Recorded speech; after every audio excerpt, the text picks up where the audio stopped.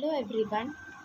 Today my topic for discussion is Pocso Act.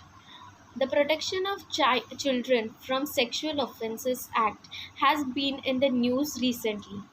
After Bombay High Court Justice Pushpa Ganediwala's controversial judgments in child sexual abuse cases, back in 2019, the Pocso Act garnered interest when an amendment was made to it when minimum punishment for aggravated as well as penetrative sexual assault on children below 16 years was increased from 10 to 20 years, extendable to life imprisonment or death. But what makes the Pocso Act different from the Indian Penal Code? What offences does it cover and when is it applicable? Here is a simpler explanation. Significance of the Pocso Act. The Pocso Act was enacted in 2012 and is gender neutral. It recognizes that boys can be victims of sexual violence as well. It defines a child as someone under the age of 18. The Indian Penal Code does not recognize that sexual assault can be committed on boys. The Act also increased the scope of reporting sexual crimes against children. It expanded the definition of sexual assault to include non penetrative sexual assault as well as aggravated penetrative sexual assault, and also included punishment for persons in positions of trust of authority like public servants, staff of educational institutions, police, etc.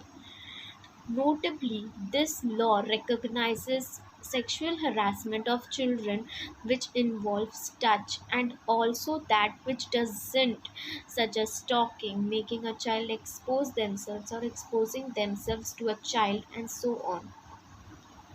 Another hallmark of the Pocso Act was that it set up procedures to make the criminal justice system child friendly and prevent re traumatization.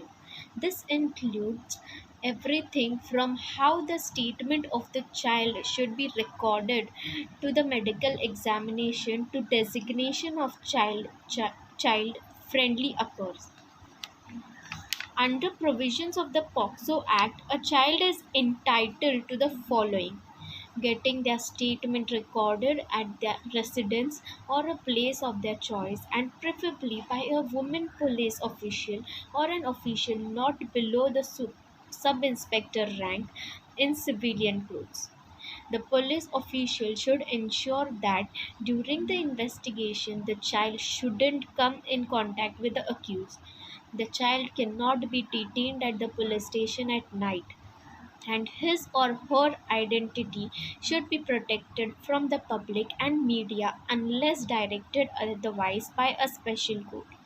If the survivor is a girl, the medical examination should be done by a woman doctor, and the examination can only be done in the presence of a parent or a person the child trusts.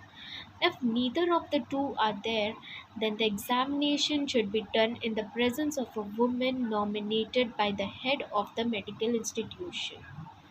Typically, the trauma that child sexual abuse victims endure prevents them from voicing their complaints immediately. Recognizing this, in 2018, the Union Ministry of Law and Justice clarified that there is no time or age bar for reporting sexual offences under the Pocso Act. Therefore, organizations dealing with children in India cannot shun child sexual abuse complaints raised against their employees on the pretext of lapse of time.